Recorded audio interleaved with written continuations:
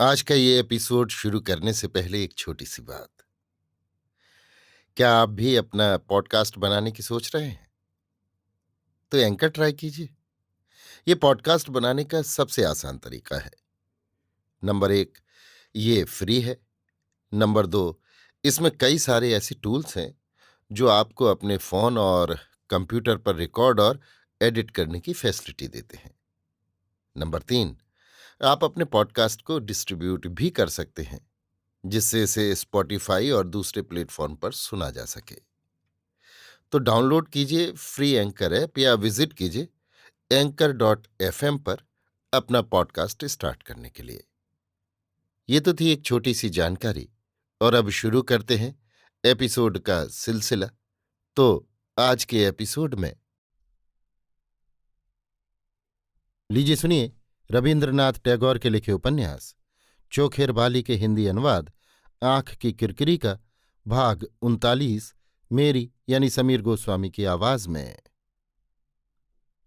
महेंद्र कहाँ चला गया, इस आशंका में राजलक्ष्मी का खाना पीना सोना सब कुछ छूट गया। साधुचरण संभव असंभव सभी जगह उसे ढूंढते फिर रहे हैं, कहीं कुछ पता नहीं लग रहा है। इतने में महेंद्र विनोदनी को साथ लेकर कलकत्ता आ गया और पटलडांगा में एक किराए के मकान में विनोदनी को रखकर वो अपने घर पहुंचा। माँ के कमरे में जाकर उसने देखा, कमरे में अंधेरा है।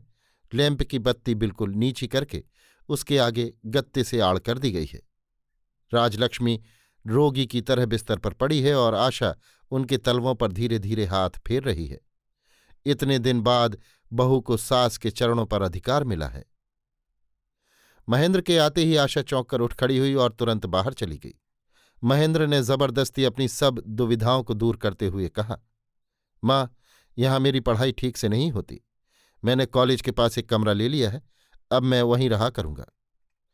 राजलक्ष्मी ने अपने बिस्तर के एक किनारे की ओर उंगली से इशारा करते हुए कहा, तू बैठ तो सही जरा। महेंद्र संकोच के साथ बिस्तर पर बैठ गया। राजलक्ष्मी ने कहा, बेटा, तेरी जहां तबीयत आए तू वहीं रह, पर तू मेरी बहू रानी को मत सता। महेंद्र चुप बैठा रहा। राजलक्ष्मी कहती गई, मेरी तकदीर ही फूटी है, इसी से मैं ऐसी लक्ष्मी बहू को नहीं पहचान सकी। कहते कहते उनका गला रुक आया। बोली, पर तैने उसे इतने दिन जानकर, इतना लाड़ प्यार करके अंत में इतने दुख में कैसे डाल दिया। कहते कहते उनसे रहा नहीं गया, वे रोने लगी। महेंद्र वहां से भाग सके तो जी जाए, किंतु भाग न सका। मां के बिस्तर पर एक किनारे अंधेरे में चुपचाप बैठा रहा। बहुत देर बाद राजलक्ष्मी ने कहा, आज रात को तू यहीं रहेगा ना? महेंद्र ने कहा, नहीं। राजलक्ष्मी ने पूछा, कब जाएगा? महेंद्र ने कहा, अभी। राजलक्ष्मी बड़ी मुश्किल से उठ के बैठ गई। बोली, अभी? एक बार बहू से अच्छी तरह मिलके भी नहीं जाएगा? महेंद्र ने कुछ जवाब नहीं दिया। राजलक्ष्मी ने कहा, बहू के ये दिन कैसे कटे हैं, सो क्या तू जरा भी नहीं समझ सकता? अरे ओ निर्लज्ज, तेरी निठराई से मेरी छाती फटी जा रही है। इतना कहकर राजलक्ष्मी कटी हुई डाली की तरह बिस्तर पर गिर पड़ी। महेंद्र मां के बिस्तर से उठकर बाहर चला गया और फिर बहुत धीरे धीरे दबे पांव जीने से चढ़ता हुआ ऊपर अपने कमरे में पहुंचा। वो नहीं चाहता कि आशा से उसकी भेंट हो। महेंद्र ने ऊपर जाते ही देखा, उसके कमरे के सामने जो पटी हुई छत है, आशा वहीं जमीन पर पड़ी है। उसे महेंद्र के आने की आहट नहीं मालूम हुई थी। अब सहसा पति को अपने सामने खड़ा देख वो जल्दी से अपने कपड़े संभालती हुई उठ के बैठ गई। इस समय महेंद्र यदि एक बार चुन्नी कहकर पुकारता तो उसी क्षण वो महेंद्र के समस्त अपराध स्वयं शिरोधार्य करके क्षमा प्राप्त अपराधिनी की तरह महेंद्र के पांवों से लिपटकर अपने जीवन का समस्त रोना रो लेती। किंतु महेंद्र उस प्रिय नाम से न पुकार सका। उसने जितनी ही कोशिश की, इच्छा की, उतनी ही उसे वेदना होने लगी। इस बात को वो भूल न सका कि आज आशा से प्यार की बातें करना सारहीन परिहास मात्र है। उसे मुंह से सांत्वना देकर क्या होगा, जबकि विनोदनी को त्यागने का रास्ता उसने अपने हाथ से एकदम बंद कर दिया है। आशा मारे संकोच के गड़ी हुई बैठी रही। उठ के खड़े होने, चले जाने या और किसी प्रकार की गति की कोशिश तक करने में उसे लज्जा मालूम होने लगी। महेंद्र कोई बात न करके छत पर चहलकदमी करने लगा।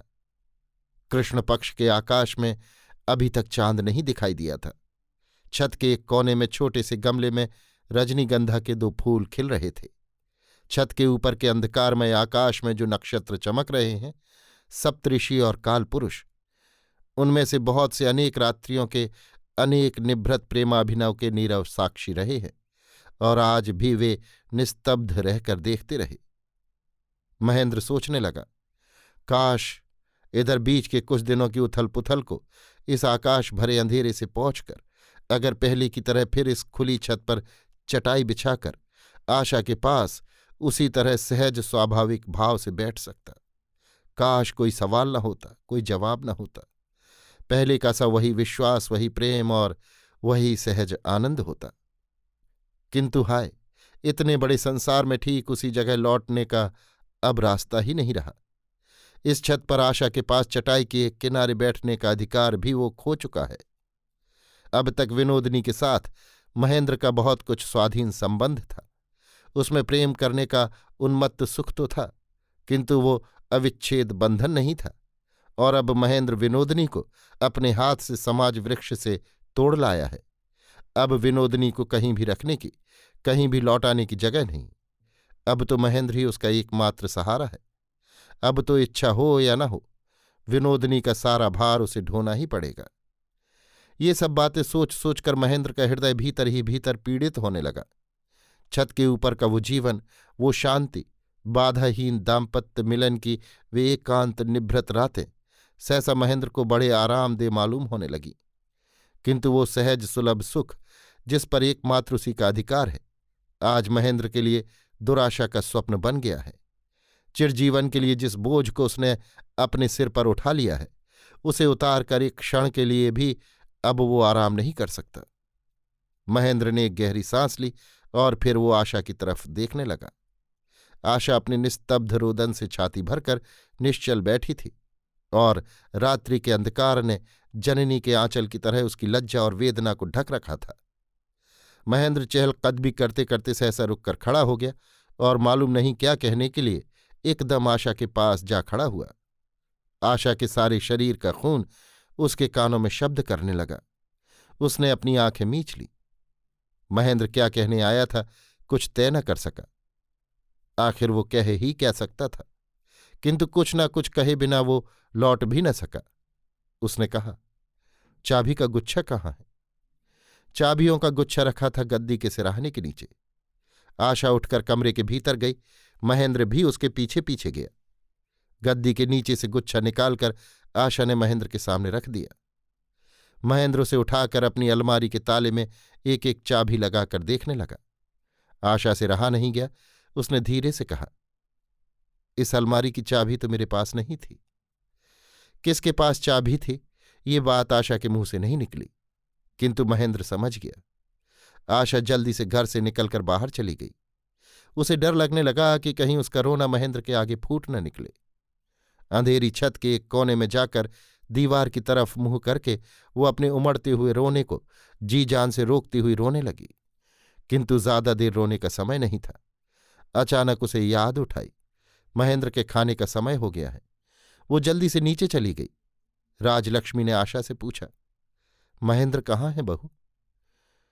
आशा ने कहा, ऊपर है। राजलक्ष्मी ने कहा, फिर तुम नीचे क्यों चली आई? आशा ने सिर झुकाए हुए कहा, उनका खाने का। राजलक्ष्मी ने कहा, खाने का इंतजाम मैं कर रही हूं बहू, तुम जाओ, जरा मुंह हाथ साफ करके ठीक कपड़े पहन लो। तुम्हारी वो ढाके की साड़ी कहाँ है?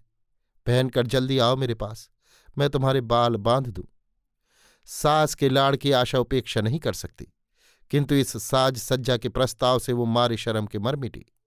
मृत्यु की इच्छा करके भीष्म ने जैसे स्तब्ध होकर बाणों की वर्षा सही थी, आशा ने भी ठीक वैसे ही राजलक्ष्मी के द्वारा किए गए साज श्रृंगार को परम धैर्य के साथ अंगीकार कर लिया। सज धज कर आशा अत्यंत धीरे धीरे दबे पांव जीने से चढ़ती हुई ऊपर पहुंची। जीने के दरवाजे से झांक कर देखा, महेंद्र छत पर नहीं है। धीरे धीरे कमरे के दरवाजे के पास जाकर देखा, कमरे में भी महेंद्र नहीं है। उसकी परोसी हुई थाली ज्यों की त्यों पड़ी है। चाबी के अभाव में अलमारी का ताला तोड़कर वो कुछ जरूरी कपड़े और कॉलेज की किताबें लेकर चला गया है। दूसरे दिन एकादशी थी। अस्वस्थ और क्लिष्ट शरीर लिए राजलक्ष्मी बिस्तर पर पड़ी थी। बाहर बादल हो रहे थे और आंधी के से आसार दिखाई दे रहे थे। आशा ने धीरे धीरे कमरे में प्रवेश किया और धीरे से सास के पैरों के पास बैठकर उनके तलवों पर हाथ फेरती हुई कहने लगी, तुम्हारे लिए दूध और फल लाई हूं मां, उठ के खा लो। करुण मूर्ति पुत्र वधू की इस अनभ्यस्त सेवा की चेष्टा को देखकर राजलक्ष्मी की सूखी आंखों में आंसुओं की बाढ़ सी आ गई। वे उठ के बैठ गईं और आशा को गोद के पास बिठाकर उन्होंने उसके आंसुओं से भीगे हुए कपोल चूम लिए और पूछा, महेंद्र क्या कर रहा है बहू? आशा अत्यंत लज्जित हो उठी, धीरे से बोली, वे चले गए। राजलक्ष्मी ने कहा, कब चला गया? मुझे तो कुछ मालूम ही नहीं पड़ा। आशा ने सिर झुकाए हुए कहा, वे तो कल रात को ही चले गए थे। सुनते ही राजलक्ष्मी की मानो सारी कोमलता ही जाती रही। बहू के प्रति उनके लाड़ प्यार के स्पर्श में रस का लेश मात्र न रहा। आशा उस नीरव लांछना का अनुभव करके सिर नीचा झुकाए हुए चुपचाप वहां से चली गई। अभी आप सुन रहे थे रविन्द्रनाथ टैगोर के लिखे उपन्यास चोखेर बाली के हिंदी अनुवाद आंख की किरकिरी का भाग 39, मेरी यानी समीर गोस्वामी की आवाज में।